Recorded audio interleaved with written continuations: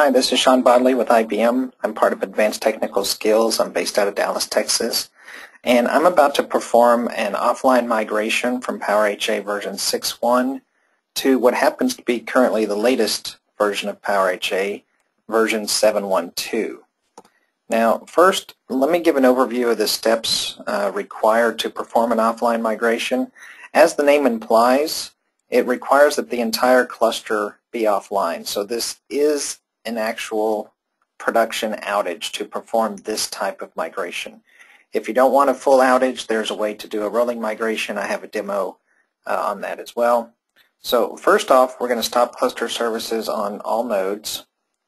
Most customers that are running PowerHA version 6.1 probably aren't running the AIX levels high enough to support the version 7 of PowerHA that they'd be migrating to. So in most cases, we're expecting that an upgrade will be necessary. Also, there's additional file sets required, the ClusterWare AIX file sets to support version 7.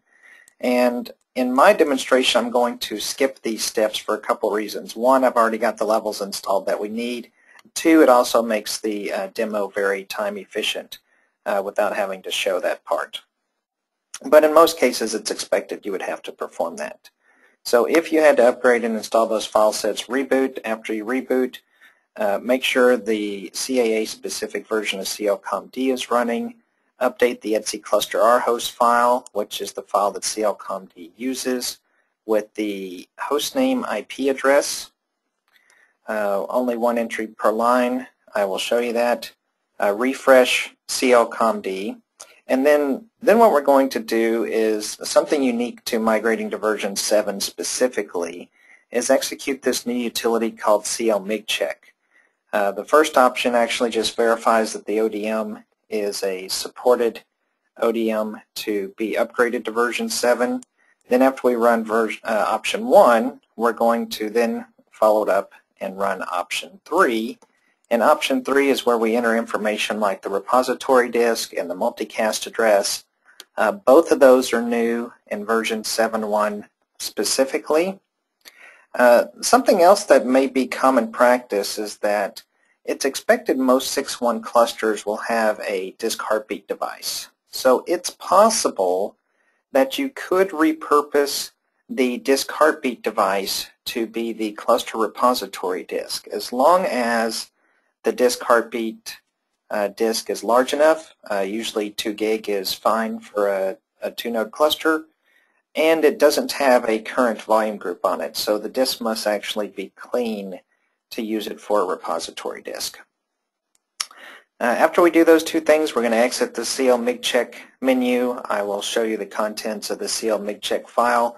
Really just contains the information we just added in via the option 3 menu, but it also gets propagated to each node in the cluster once that's created. Then I'm going to upgrade PowerHA on the first node. Then I'm going to execute clmigcheck on the second, or in my case, the last node. The reason why it's done in this particular order is that it will know that the first node has been upgraded. The second node is about to be upgraded, but before doing so, it's going to go ahead and create the CAA cluster for us. So the last node to be upgraded, the last time that clmigcheck is executed, you will not get a menu because the clmigcheck text file exists. And it verifies who's been upgraded in the cluster, and if the one that you're running this on is the last one to be upgraded, at that point it will go ahead and create the CAA cluster for us. Then once that completes, we'll go ahead and upgrade the second, in my case also the last node in the cluster, to the latest version of PowerHA. After that completes, we simply restart the cluster services on all the nodes in the cluster. Now let me switch over to my demo environment. Actually, before I switch over to my demo environment, let me give you an overview of what my demo environment looks like. I have a simple 2-node cluster, what we consider hot standby, HA2A, HA2B, single service IP address, a couple of data volume groups. And what I've highlighted down here in red are the disk heartbeat devices. Now, disk heartbeat in its original sense doesn't exist any longer in version 7. So those will actually go away. So the only difference we're going to see before and after this migration is that my PowerHA levels will be updated to the newest level. Also, I'll show the disk information that shows the cluster repository and the CAA cluster has been created as well.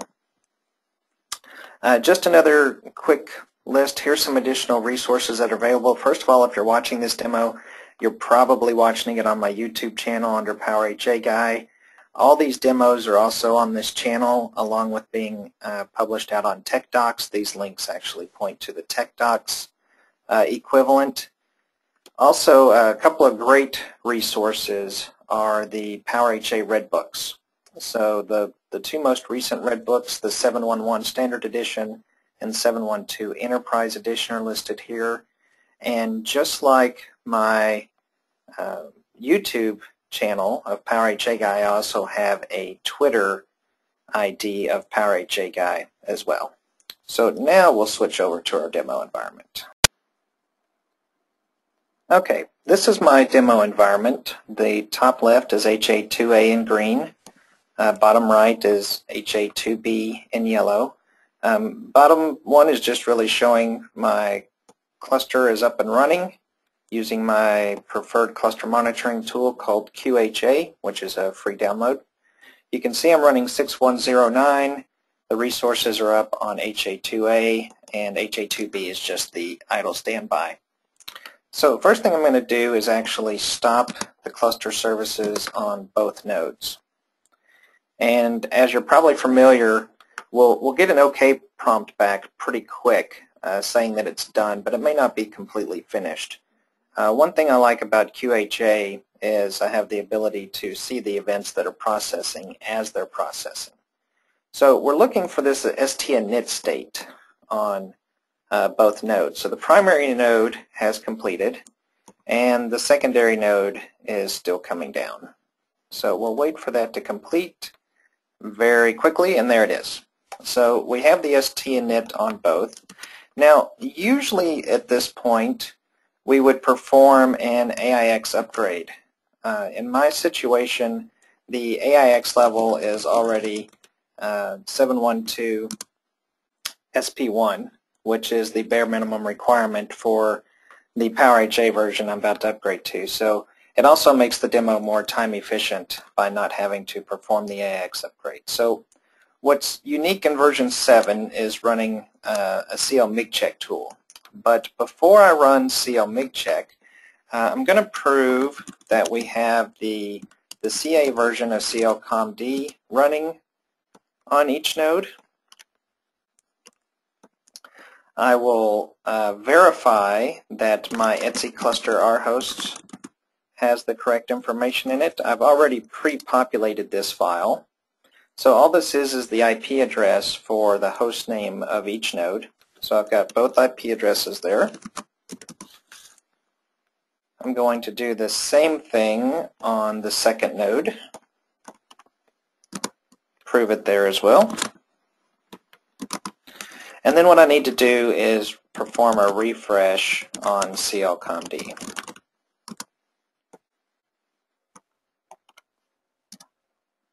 Okay, so now at this point I'm ready to run clmigcheck on the first node. In my case, out of habit, I usually, an offline migration, it's not as crucial which one you do first. I still generally do the production node. So something interesting about clmigcheck is once you have the proper AIX levels and the CAA file sets installed, you can actually run clmigcheck with this option 1 anytime you want. So you really don't even have to wait until the moment of a migration. Now ideally you have already done this in a test environment before you ever do it in production anyway, but it would be nice to know that you don't have any unsupported elements before the moment of actually performing the upgrade. So here I did option 1. This tells me about a disk heartbeat device. Notice that it is a warning and not an error. It is completely normal and expected. Most environments migrating from 6.1 will have a disk heartbeat. That's okay. the migration procedure will actually remove the disk heartbeat device for us at the end. So we don't have to do anything additional here. So it tells me I have no unsupported elements, I can continue. So now I'm going to choose option 3, and what it's doing here is it actually does a quick discovery to find out what disks are free shared disks, meaning it doesn't show that it's a member of a volume group. It really doesn't know if there's VGDA information on the disk or not. The only thing it's doing is verifying that it says none from the LSPV output. So you need to be sure that you're choosing a clean, free disk. Otherwise, later when the disk is attempted to be used for the repository disk, it's going to fail. So I'm going to use HDisk2 in our case, and I'm not going to specify a multicast address. PowerHA will choose one for us, and now I simply exit out of this. Now, once you've executed option 3, it creates this clmigcheck.txt file. So it's in var clmigcheck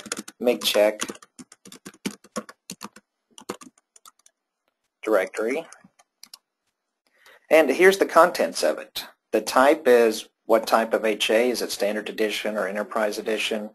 The repository disk, this is the PVID for the HDisk that we chose, and it says null because we didn't specify a multicast address.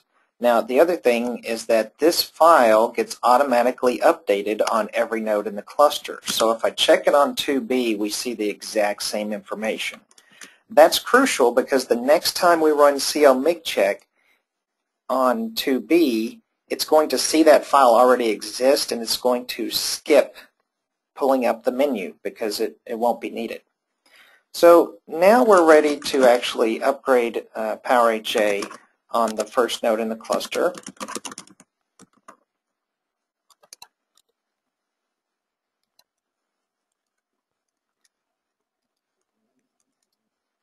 Here's my 7.1.2 file set, so I'm simply just going to perform an update all.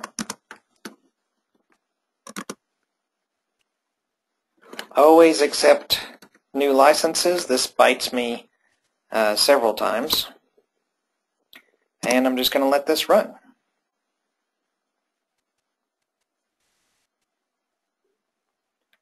So this will take a couple of minutes to install. At this point, I'm just going to pause the video and let this complete, and then I'll start it back up again. Okay, so that update has completed. It took me about 3 minutes for that to run. So now I'm going to swap over to SP1 and go ahead and repeat the update. The reason why is you're supposed to update to the base levels before you update to the SP. So you're not supposed to update both at the same time. Now, I've done it several times, and I've personally never had a problem, but the officially support statement on performing a upgrade is to always upgrade to the base levels first. So now I'm just putting on SP1. This should be a lot faster, but I'm still going to pause this for just a second just to make the video more time efficient. Well, and actually this is being very time efficient. That only took about 50 seconds for that to actually complete. So this one has been upgraded to 7.1.2.1. So for the time being, I'm done on HA2A. So now let's go over to 2B and run clmigcheck. Now, here it knows that the clmigcheck file exists. What it's doing now is it's creating the CAA cluster. So this will actually take a minute or two for it to run. And remember, I'm going to be using HDisk2 over here. There's the message. About to configure a 2-node cluster. Going to hit enter, let it continue. And over on 2A, while this is running, I can just keep looking every so often and wait for the CAA volume group to appear.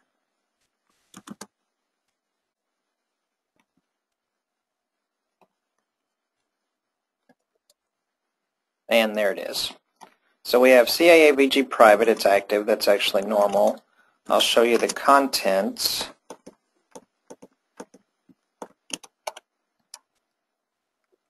Here's the private logical volumes that are created. And I'll show you back over on 2B. Once the CAA cluster has completed creating, you can actually run ls cluster commands. So there's all my CAA cluster information. And over on 2B it says now I can update to the latest version of PowerHA. So I'll just get out of this. I'm already in the current directory, so now I'm simply going to repeat running the update all procedure again, first starting with the base level. And then I will repeat again to SP1. Again, always remember to accept new licenses. And this will take, based on 2A running, this will take 2 to 3 minutes for this to run. So I'm going to simply pause again while this is running and then rejoin once this completes.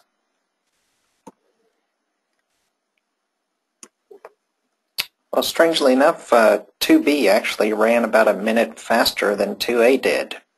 So it only took me about 2 minutes for this upgrade to complete. So you can see I've got the 7.1.2 file sets. I'm going to jump out of here. Now add on SP1, so I'm just going to repeat this procedure.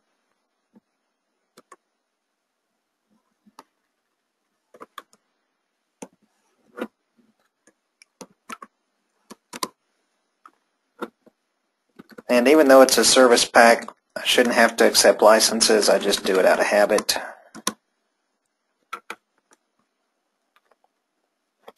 And based on 2A, 2A ran in about 40 or 50 seconds.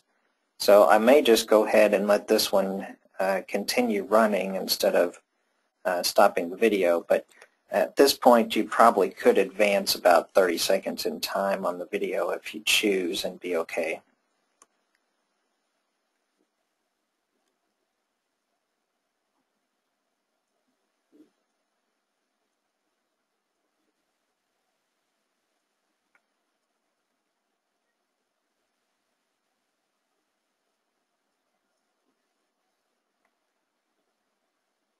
That one took about 40 seconds, it looks like. So for some reason, 2B seems to be a hint faster than 2A.